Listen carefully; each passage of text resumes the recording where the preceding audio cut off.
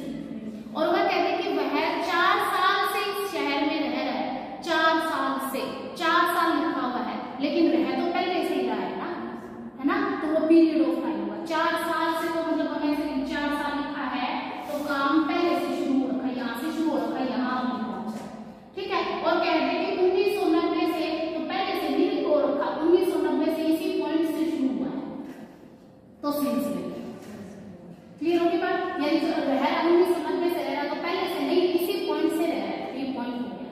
और 4 साल से कह रहा है तो पहले से रह रहा है 4 साल से, तो पीरियड, ठीक है जी, इसके लिए हम यूज करते हैं। नेक्स्ट है हमारा फ्रॉम। फ्रॉम का मतलब अलग होना भी होता है, से अलग होना, ठीक, अलग होने के सेंस में भी आता है। जैसे कहते हैं he will go to college from next Monday। अब ये देखो वह नेक्स्ट मंडे से कॉलेज जाएगा, यहाँ पर ऐसे कोई काम कंटिन्यूस सेंस में नहीं है, वो नेक्स्ट मंडे से जाएगा। अगर प्रेजेंट परफेक्ट कंटिन्यूस या परफेक्ट कंटिन्यूस टेंस होता है 1 घंटे से चल रहा है, 2 घंटे से हो रहा है, 3 घंटे से सो रहा है, उनमें सेंस या फोर लगती है इंग्लिश, अदरवाइज फ्रॉम लगी, ठीक है। या फिर किसी चीज से अलग होने की सेंस में होता है तो फ्रॉम लगती है। हम ऐसे भी कहते हैं जैसे मैं नलवा से I am from Nalwa, I am from Hisar, I am from Mumbai, I am from बोलते हैं कि मैं वहां से, ठीक है जी, क्लियर। नेक्स्ट है बिलो और अंडर। बिलो का मतलब भी नीचे, अंडर का मतलब भी नीचे, दोनों में क्या डिफरेंस होता है? नीचे बिलो तो होता है सीक्वेंस में नीचे, जैसे मैंने हाथ कर रखा है, मेरा ये हाथ ऊपर है, ये नीचे है ना, सीक्वेंस में नीचे, तो ये बिलो कहेंगे हम नीचे, ठीक है जी। जैसे हम अल्फाबेट काउंटिंग 3 4 5 6, तो जो 6 है ना 5 के बिलो है, नीचे है सीक्वेंस में, ऐसे बिलो बोलो, ठीक है। 5 4 के बिलो है नीचे, 4 3 के बिलो है, ठीक है, क्लियर होगी बात। और अंडर होता है ऐसे नीचे, किसी चीज के नीचे, कवर्ड चीज के नीचे होना, कवर्ड चीज के नीचे होना, वो होता है अंडर, ठीक है। जैसे मैंने एग्जांपल में लिखा है whiteboard is below the tubelight. ये देखो जैसे हम पिक्चर में देख रहे हैं ट्यूबलाइट ऊपर है और व्हाइट बोर्ड नीचे है, तो अगर हमें ये कहना व्हाइट बोर्ड नीचे है तो उस नीचे की इंग्लिश बिलो लगेगी, ना कि अंडर, क्योंकि अंडर इसने कवर नहीं कर रखा है इसको, क्लियर होगी बात। नेक्स्ट में है cat is sitting under the table. बिल्ली टेबल के नीचे बैठी, उस टेबल ने कवर कर रखा उसको, उसके नीचे बैठी हुई है, ये अंडर है, ठीक है। नेक्स्ट है जैसे अंडर का मतलब ये भी होता है वो मेरे अंडर काम करता है, ही इज अंडर मी, कहते हैं ना ये वर्ड कि वो मेरे नीचे काम करता है, मेरे अंडर काम करता है, वहां नीचे के लिए बिलो नहीं लगाएंगे, अंडर ही लगाएंगे, ठीक है, ही इज अंडर मी। और जैसे ही it's below his dignity to beg for mercy, इसका मतलब है ये उसकी शान के खिलाफ है, यानी दया की भीख मांगना उसकी डिग्निटी के नीचे है, मतलब शान के खिलाफ है।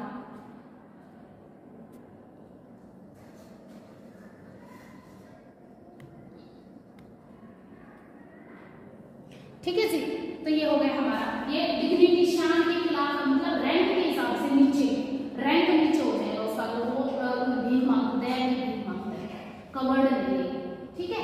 नेक्स्ट है जैसे इन और विदिन में अंतर होता है, इन मतलब में होता है और विदिन अंदर अंदर होता है। जैसे अगर आप ये कहना चाहते हो, कोई आपसे, आप कहीं जा रहे हो, कोई आपसे पूछता कितनी देर में आओगे, तो कह देंगे कि आधा घंटे में आऊंगा। आधे घंटे में इंग्लिश इन लगाते हो तो इसका मतलब है आधा घंटा से 5-7 मिनट ऊपर भी हो सकती है। I will be back in 30 minutes, यानी मैं 30 मिनट्स में वापिस आ जाऊंगी, तो इसका मतलब है 30 मिनट से 1-2 मिनट ऊपर भी हो जाएगी। लेकिन अगर आप ये कह रहे हो कि I will be back with in 30 minutes, यानी 30 मिनट्स के अंदर अंदर आ जाऊंगी, इसका मतलब उससे 1 सेकंड भी ऊपर नहीं होनी चाहिए, ठीक है। तो इसका मतलब ये है कि आप अंदर की इंग्लिश में की इंग्लिश कौन सा वर्ड यूज कर रहे हो, कितना कंपल्सरी आप बोल रहे हो उसको, ठीक है। तो I will be back in 2 minutes, यानी मैं 2 मिनट में आ जाऊंगी, इसका मतलब 3 भी हो सकती है, 4 भी हो सकती है, ठीक है जी। और I will be back with in 2 minutes का मतलब 2 मिनट के अंदर अंदर से 1 सेकंड ऊपर नहीं होना चाहिए, ठीक है। नेक्स्ट है बिसाइड और बिसाइड्स। बिसाइड का मतलब होता है साथ में या बगल में, बिल्कुल साथ में, जैसे बैठोगे दूसरे के साथ में बैठते तो उसको बिसाइड बोलते हैं। बिसाइड्स का मतलब होता है के अलावा, ठीक है। तो जैसे he was sitting beside me हुआ था, he has a car besides a motorcycle, यानी उसके पास मोटरसाइकिल के अलावा एक कार, अलावा, उसके अलावा, वो भी दोनों चीजें हैं, मोटरसाइकिल के अलावा एक कार है, ठीक है, अलावा हो गया। नेक्स्ट है बिटवीन, अमंग और अमंग अस, तीनों का मतलब बीच में होता है। बिटवीन का मतलब होता है 2 के बीच में, अमंग का मतलब होता है 2 से ज्यादा के बीच में, और अमंगस्ट का मतलब भी 2 से ज्यादा के बीच में होता है। तो फिर इनमें डिफरेंस क्या होता है, देखो जैसे मैंने एग्जांपल से समझाया है, ही डिस्ट्रीब्यूटेड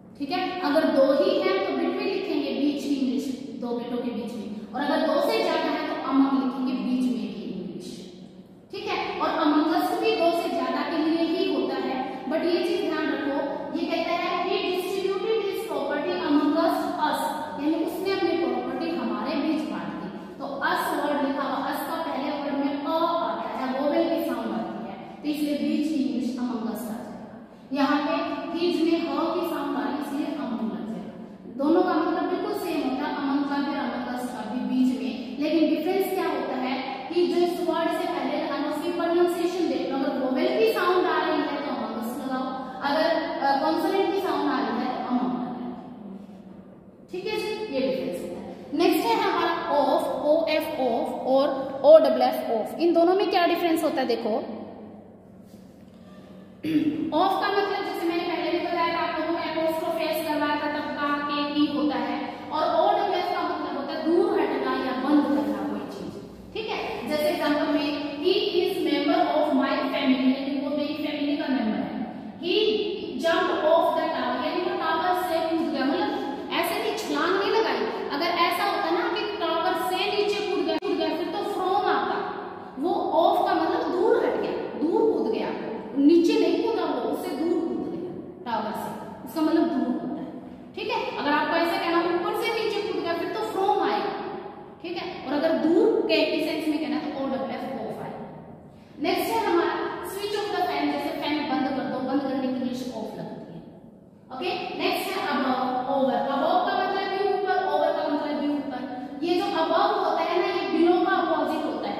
अबव ऊपर, बिलो नीचे, दोनों सीक्वेंस के लिए यूज होते हैं। जैसे मैंने आप लोगों को 3, 4, 5 का एग्जांपल दिया था, 3, 4, 5, 6 ये एग्जांपल दिया था। इसका मतलब अगर हम ऊपर की बात करते हैं तो 3 इज अबव 4, सीक्वेंस में ऊपर हो गया कि 4 से 3 ऊपर है, ठीक है। और 4 इज अबव 5, 5 से ऊपर, अबव सीक्वेंस में ऊपर है। 5 इज अबव 6 ऊपर हो गया। और अगर हम नीचे की बात करें तो बिलो लगाएंगे, कैसे? 4 is below 3, 5 is below 4, 6 is below 5, ये बिलो लगेगा, ठीक है जी। और जो ओवर होता है ये अंडर का अपोजिट होता है। ओवर ऊपर, किसी चीज को कवर करके ऊपर, और अंडर किसी चीज को कवर करके नीचे, ये दोनों ये अपोजिट होते हैं। ऊपर या फिर आर पार भी होता है, ओवर आर पार भी होता है, किसी चीज को कवर करना भी होता है। जैसे कार कुत्ते के ऊपर से गई तो उसके लिए हम ओवर लगाएंगे, उसके ऊपर से गई, ओवर, उसको क्रॉस करके, ठीक है जी। ये सीक्वेंस, जैसे I put a cloth over हर, मैंने एक कपड़ा उसके ऊपर रखा, उसको कवर कर दिया, ठीक है।